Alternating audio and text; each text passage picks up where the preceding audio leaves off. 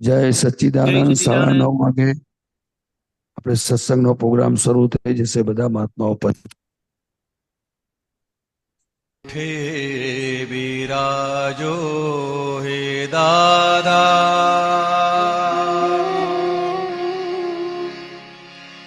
उजरावो सवड़ी भाषा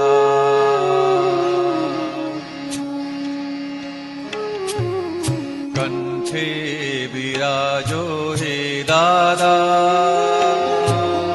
उजरावो सवड़ी भाषा सम्मुखे सरस्वती माता सुधरावो मनवाणी भाषा सम्मुखे सरस्वती माता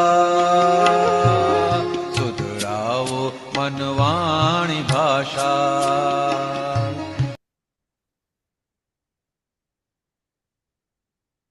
જય સચિદાનંદ.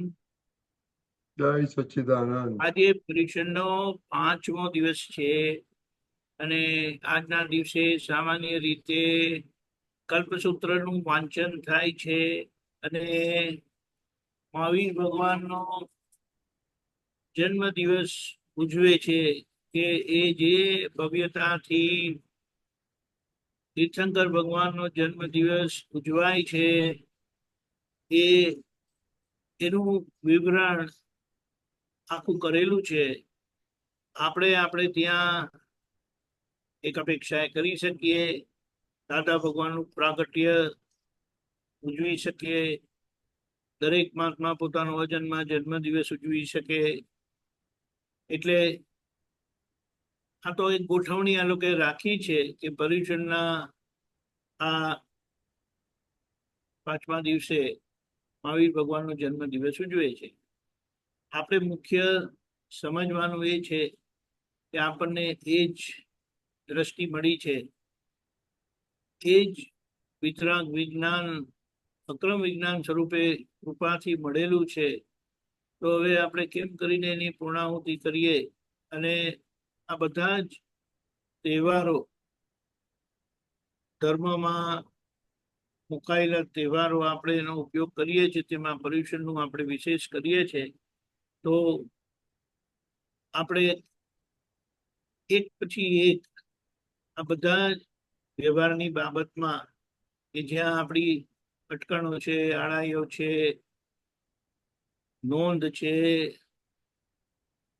મહાવીર ભગવાને 5મું મહાવ્રત મૂક્યું હતું આ કાળસીને, અને દરેક મહાત્મા 9 કલમોની આરાધના કરે છે, 9 કલમોનો ઉપયોગ કરે છે. એ બતાડે છે કે 6ઠ્ઠી કલમ એમના દ્રષ્ટિમાં છે, એમના ઉપયોગમાં છે, એમના પુરુષાર્થમાં છે. તો આજના દિવસે એ એક વિશેષ ઉપયોગ આપણે મૂકી શકીએ કે આજ લગી જે અણગના વિષય તો સ્વાભાવિક કદાચ નહીં જ હોય, પણ વખતે જો એ હોય આગળ અણસમજણથી અજ્ઞાનતાથી કંઈ થયેલું હોય તો એને વિશેષ યાદ કરીને એના ખૂબ હૃદયપૂર્વકના પ્રતિક્રમણ કરવા. મહાત્માઓ માટે ખાસ કરીને મહાત્માઓ માટે મહત્વની વાત એ આવે છે કે પુત્રદાન કે પુત્રીદાન સિવાયનું જે કંઈ પણ બધું છે એ બધું જોખમમાં જાય, જરૂરત નથી એની, તો એના ખાસ પ્રતિક્રમણ કરે. એ સિવાયના જે છે, અને દાદાએ બીજો એક માપ આપ્યું છે કે બંનેને તાવ આવેલો હોય ત્યારે એ વ્યવહાર થાય, તો એ સિવાયના જે બધા વ્યવહાર થયેલા છે ને એને યાદ કરીને પ્રતિક્રમણ કરવાના છે. હવે ખરેખર આપણને આ વિજ્ઞાન મળ્યું છે ને, તો એને વિજ્ઞાનની દ્રષ્ટિએ અને વિજ્ઞાનની સમજણે એનો ઉપયોગ કરીને આ બધી કચાશોમાંથી આપણે નીકળી જવાનું છે. આ તો કહે છે કે ભૂલને ભૂલ સ્વરૂપે સમજાય નથી, એટલે ભૂલના પ્રતિક્રમણ નથી થયા, અને ભૂલના પ્રતિક્રમણ નથી થયા એટલે ભૂલ ઊભી છે. અને ખરેખર જેમને આત્મિક સુખ મળેલું હોય, આવું જ્ઞાન મળ્યું છે, એમને આત્મિક સુખ મળ્યું છે, એટલે આ બધા 5 ઇન્દ્રિયોના વિષયોને એના સુખોની જરૂરત જ નથી. પણ એક ટેવ પડી ગઈ છે, કુટેવ પડી ગઈ છે, એવી અવળી આદત પડી ગઈ છે, અને એના પર લક્ષ નથી આપ્યું, એના દુર્લક્ષથી એ વસ્તુ ઊભી છે. અને આપણે એમ કહીએ કે એક બાજુ બારણું ખુલ્લું હોય ને એક બાજુ એસી ખુલ્લું હોય, ચાલુ હોય, તો આપણને ખબર કેવી રીતે પડે કે આ એસી ની ઠંડક છે કે આ કુદરતી બહારની ઠંડક છે? એટલે અહીંયા આપણે એનો ઉપયોગ કરીને એ બારણું બંધ નથી કર્યું, એ બારણું ખુલ્લું રહી ગયું છે અજાગૃતિથી, અણસમજણથી. તો એ બારણાને આપણે સમજણપૂર્વક બંધ કરીએ, કારણ કે એની જરૂરત નથી. આપણે જરૂરત નથી એટલે એના વગર જીવાય એવું છે. બહારના લોકોની પાસે તો સુખ જ નથી આ. એટલે આખા દિવસની બળતરામાં એ આ સુખમાં ઝંપલાવે તો એ સ્વાભાવિક છે. આપણે એની વાત નથી કરતા. આપણે તો આ દ્રષ્ટિ મળી, કૃપા થઈ છે, એક સુખ ખુલ્લું થયું છે, તેનો વિશેષ સ્વાદ આપણે લઈએ, અને એ વિશેષ સ્વાદ અને એ ચારિત્ર જે ખુલ્લું થશે એ માટે આપણે એ દાદાને કંઠે બિરાજીએ. કારણ કે આપણે એની વાણી એટલે એ દોષની સામે આપણે દાદાને મૂક્યા નથી, દાદાનો ઉપયોગ કર્યો નથી, દાદાની સમજણનો ઉપયોગ કર્યો નથી, દાદાના વિજ્ઞાનને ઉપયોગ કર્યો નથી. એટલે આપણે આ કંઠે બિરાજો એ દાદા ગુજરાવો સૌડી ભાષા કહીએ છીએ. કે હવે આ એને કહીને મૂળ મુદ્દા પર દાદાએ પ્રહાર કરી આપ્યો છે. એને એમે કીધું છે કે મહાત્માઓ આજે નહીં તો કાલે આમાંથી છૂટ્યા વગર રસ્તો જ નથી એનો. કારણ કે આથમ તો સૂરજ છે, આપણો ઉગતો સૂરજ નથી. એટલે જે સમજણપૂર્વક, ગોઠવણીપૂર્વક અને એના માટે કંઈક ખાસ કીધેલું કે જે મહાત્મા ભણેલા છે, એ હક છે એમને એ વિષય ભોગનો, તો ત્યાં દાદાએ એમ કીધું, ત્યાં જો એનો ઉપયોગ કરતા નથી તો કે દેવ દેવી જેવું એમનું જીવન થાય. બીજું એમના ઘરે કોઈ પણ જાતની કચકચ નહીં થાય. કચકચ થવાનું કારણ 2 માથા, 2 વ્યક્તિ અને એક સુખનું સાધન, એટલે કાયમ ઝઘડો રહીને રહે. એટલે આપણે આજના દિવસે ખાસ કરીને આપણા જ્ઞાન પ્રાગટ્યનો અજન્મા જન્મ દિવસ ઉજવીશું. મહાવીર ભગવાનનું વિજ્ઞાન એ ચક્ર મળેલા છે. આપણે એ મહાવ્રતમાં આવી ગયા છે, કૃપાથી આવી ગયા છે. હવે સમજણથી એનો સ્વાદ લઈને એ ચારિત્ર પ્રગટ થાય તો દાદાનું કામ એમ ને એમ આપણા થકી થશે. જય સચ્ચિદાનંદ. હા દીપકાનજી, બહુ મને સોરી, મને ખ્યાલ નહીં આવ્યો. 6ઠી કલમ અને વાણીનો શું કેવી રીતના કરવાનું કહ્યું છે એમાં વાણી? આપણે 6ઠી કલમ એ દાદાની વાણી છે. દાદાની વાણી છે. ઓકે. એ બિરાજો એ દાદા.